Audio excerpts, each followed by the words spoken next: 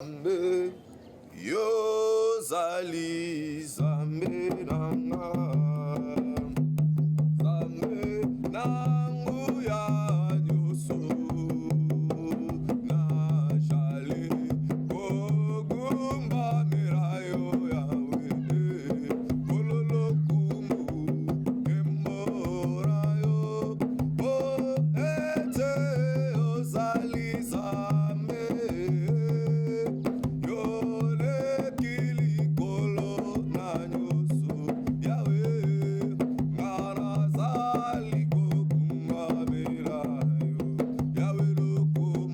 Apocalypse chapitre 2, verset 10. Ne crains pas ce que tu vas souffrir. Voici, le diable jettera quelques-uns de vous en prison, afin que vous soyez éprouvés, et vous aurez une tribulation de 10 jours. Sois fidèle jusqu'à la mort, et je te donnerai la couronne de vie. Que celui qui a des oreilles attend ce que l'Esprit dit aux églises. Celui qui vaincra n'aura pas souffrir la seconde fois. Et bien aimé, la Bible nous parle de la souffrance à venir, ou à laquelle la Bible nous dit ne crains pas ce que tu vas souffrir. C'est-à-dire qu'il y a quelque chose oyo ekoye la yo nangonga ya tango. Et la Bible nous dit, cette parole est adressée aux personnes qui sont à l'église.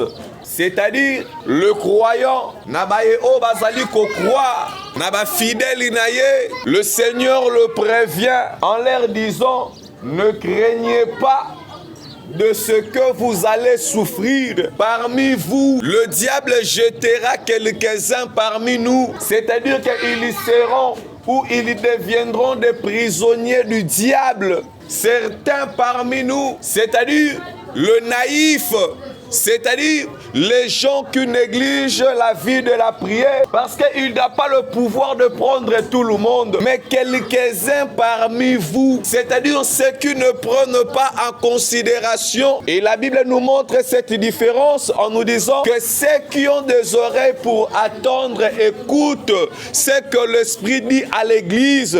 C'est-à-dire qu'il y a de ceux qui n'ont pas des oreilles pour écouter. Il y a de ceux qui ont des oreilles, mais qu'ils n'attendent pas ce que l'Esprit dit à l'Église. L'Esprit dit à l'Église que ne craignez point de ce que vous allez souffrir. Parmi vous, le diable jettera quelques-uns parmi vous aux prisons, c'est-à-dire qu'ils seront ou ils deviendront des prisonniers du diable. Mais la Bible nous dit, cette tribulation sera juste pour quelque temps. Cette maladie, cette souffrance, cette humiliation sera justement que pour quelque temps. Et la Bible nous dit ceci, bien-aimés, à la fin. Sois fidèle jusqu'à la mort. Bien-aimés, soyons fidèles à la vie de la prière jusqu'à la mort. Soyons fidèles à Dieu jusqu'à la mort. Quelle que soit la tribulation, quelle que soit la souffrance qui nous arrive, soyons fidèles envers notre Dieu, soyons fidèles envers notre Seigneur Jésus-Christ, quelle que soit la tribulation, car il est écrit, sois fidèle jusqu'à la mort, et je te donnerai la couronne de la vie. Mais pour avoir la couronne de la vie, on doit faire face à une épreuve pour avoir le couronne de la vie. Mais sur la terre et même dans les domaines spirituels, rien n'est gratuit. C'est-à-dire que vous devrez être fidèle. Vous devrez faire preuve d'une fidélité envers notre Seigneur. La Bible le mentionne, pas une fidélité juste temporaire, mais une fidélité jusqu'à la mort. C'est-à-dire que même si aujourd'hui je ne suis pas en vie, c'est-à-dire que même mon esprit est fidèle à Dieu. Être fidèle jusqu'à la mort. Être fidèle jusqu'à la mort. Et la Bible nous dit, je te donnerai. C'est-à-dire qu'il y a quelqu'un, Oazali Wanazotala, Nebonyo Kolayo, nde faire souffrir yo, nde bazo abattre yo, nde maladie ezo salisa yo, ndenge ba complication ezo telema na bomoi na yo, ndenge ba combat ba attaque. Il y a quelqu'un qui est en train de tout observer. C'est lui qui observe, et le diable, et toi qui es son fidèle. Et la Bible nous dit, soyez fidèles jusqu'à la mort. C'est-à-dire que rien ne peut nous séparer de l'amour de Christ, ni la hauteur, ni la profondeur. Restons toujours fidèles à notre Dieu. Restons fidèles dans la prière. Restons fidèles dans des jeûnes. Restons fidèles dans des dîmes. Restons fidèles dans des offrandes. Et bien aimé, la Bible nous dit, il y a une récompense, ce qui est réservé que pour les fidèles. Bien aimé, à chaque fois que nous prions, à chaque fois que nous nous rapprochons de Dieu, il y a toujours un prix qui nous est toujours réservé. Bien aimé, ce qui est la couronne de vie. La couronne de vie. Bien aimé dans le Seigneur, nous serons couronnés de vie. Et cette couronne de vie, c'est une marque de la délivrance. C'est une symbole de la victoire. Le couronne de la vie, c'est le symbole ou le signe, bien aimé, d'une alliance forte envers notre Seigneur Jésus. Et voilà pourquoi, bien aimé dans le Seigneur, nous devons nous rapprocher auprès de notre Seigneur Jésus et nous devons prier et ne point se relâcher parce qu'il y a une couronne de gloire. Bien-aimé, de ce que tu cherches dans la prière, sache-le qu'avant que tu arrives à la fin, il y a une couronne qui t'attend.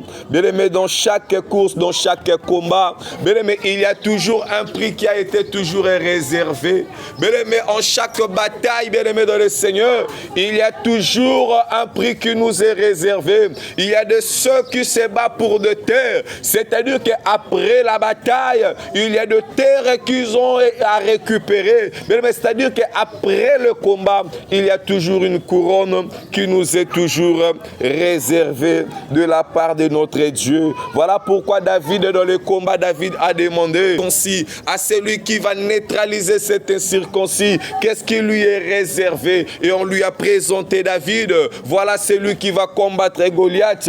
Il aura ceci, il aura cela, il aura ceci, il aura cela. Et David a combattu non seulement ses voix, c'est dont a promis Saül, mais il a combattu pour recevoir l'honneur et la gloire de notre Seigneur Jésus-Christ. Azali Zambe na bomo, abongwaniti na kombo na Yesu Kristo Masia.